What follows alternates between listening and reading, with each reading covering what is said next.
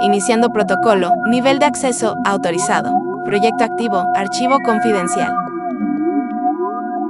En los años 90, México vivía entre pantallas. La televisión decía quién era bueno, quién era malo y cuándo aplaudir. Pero mientras, millones se entretenían con novelas y noticieros. El verdadero poder no estaba en los reflectores, estaba en escritorios sin nombre, en oficinas sin ventanas, donde se firmaban órdenes, se leían expedientes y se decidía el destino de personas. El PRI gobernaba como una maquinaria perfecta, controlaba la presidencia, los partidos, el dinero y la narrativa. Pero para sostener todo eso, necesitaba algo más: información. Gobernación era el centro de esta red. Allí se archivaban secretos, se espiaban a opositores, se monitoreaban llamadas, reuniones, pensamientos. Empresarios, periodistas, activistas e incluso políticos del mismo partido. Todos podían ser observados. ¿Quién decidía qué era una amenaza? ¿Quién aprobaba una campaña de desprestigio? ¿Quién decidía silenciar una voz? En todos esos caminos, un nombre se repetía: Fernando Gutiérrez Barrios, frío, discreto, implacable. El hombre que sabía más de todos que todo. Para el ciudadano común, Gobernación era quien organizaba elecciones, pero en realidad, su poder iba mucho más allá. Ahí se decidía quién subía y quién no podía subir nunca. Gobernación coordinaba el miedo. Desde esa oficina salían órdenes, amenazas veladas y arreglos en lo oscuro. 3 organismos alimentaban esa maquinaria: la Dirección Federal de Seguridad, el CISEN y antes la Policía Política. Todos ellos respondían a una lógica simple: todo aquel que piensa distinto debe ser vigilado. Periodistas incómodos, empresarios, líderes sociales y hasta políticos dentro del mismo PRI. Todos tenían un expediente. El objetivo no era solo saber, era tener algo que usar en un momento adecuado. Una debilidad, un secreto, una traición registrada. Fernando Gutiérrez Barrios lo sabía bien. El poder no necesitaba gritar, solo debía hacerte saber que te estaba mirando.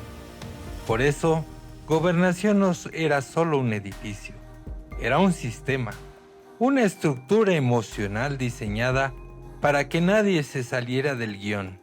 Y si alguien lo hacía, ya sabían qué botón apretar. Nacido en Veracruz, con formación militar y temperamento de hielo, Fernando Gutiérrez Barrios no buscaba los reflectores.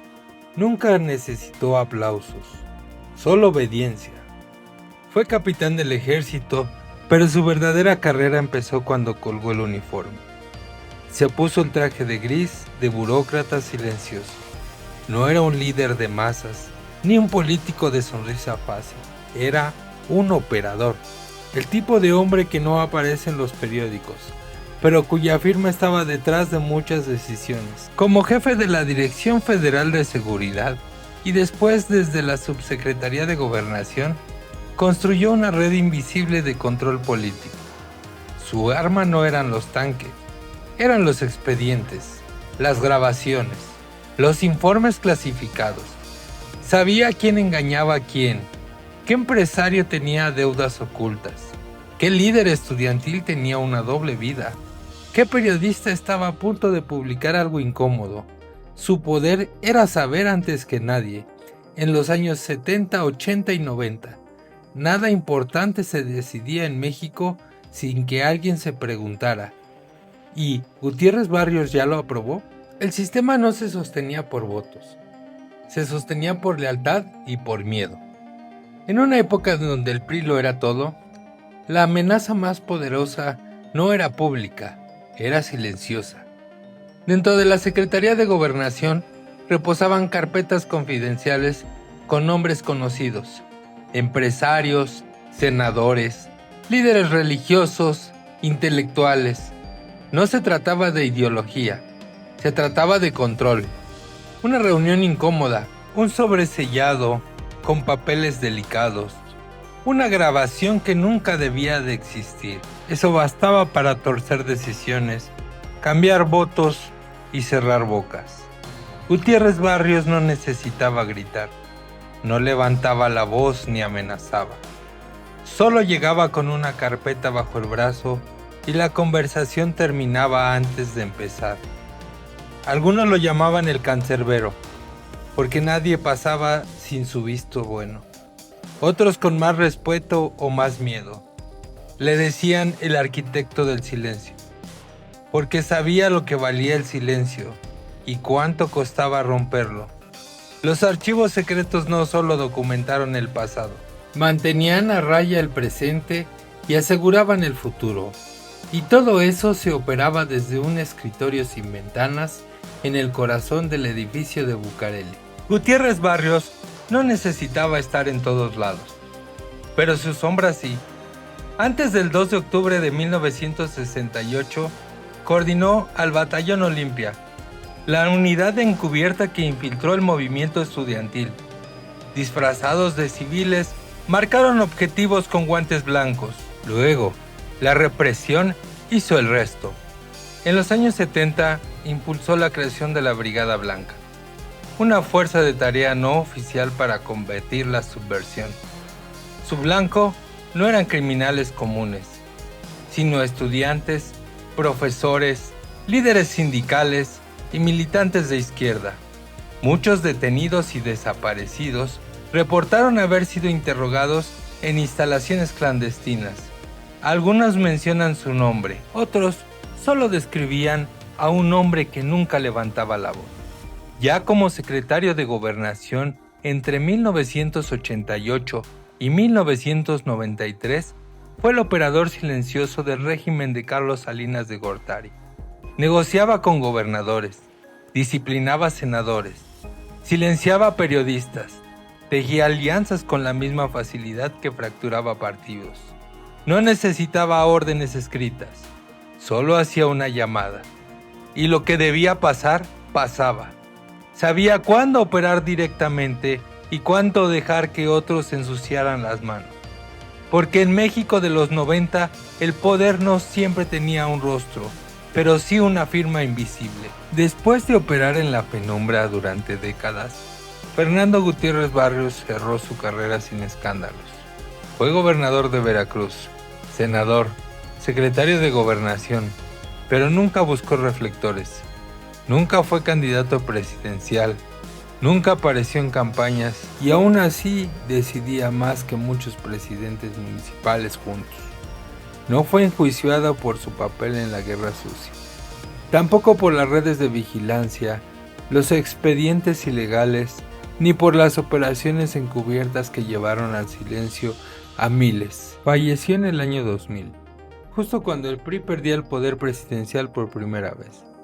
Su funeral fue discreto como su estilo, sin biografías, sin entrevistas, sin dejar más que su firma en documentos que aún hoy no son públicos. Pero su legado quedó sembrado, un modelo de control político que sobrevivió a los partidos, porque el espionaje no desapareció, solo cambió de manos y de tecnología. Hoy muchos no saben su nombre, pero aún vive en el sistema que él ayudó a diseñar, y sus archivos siguen sin abrirse. El poder en México no siempre se ejerció frente a las cámaras. Mientras unos daban la cara ante la nación, otros movían las piezas desde la sombra. No tenían eslogan, no buscaban aplauso, solo resultados y silencio. Gutiérrez Barrios no era un mito, era una función, un engranaje perfecto del sistema que no toleraba disidencia.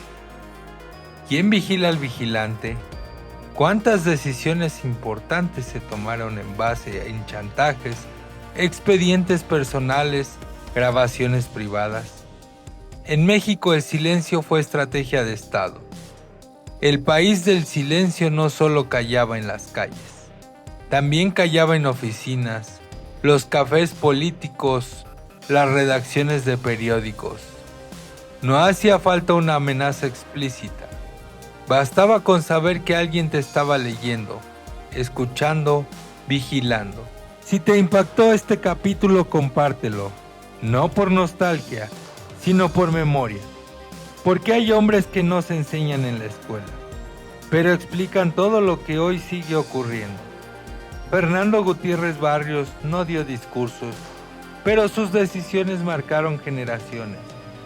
Fue el arquitecto del silencio, el operador que movía hilos que nunca vimos, pero que todos sentimos.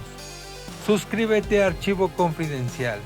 Este es un espacio para mirar donde nadie más quiere mirar, para recordar lo que el poder prefirió olvidar.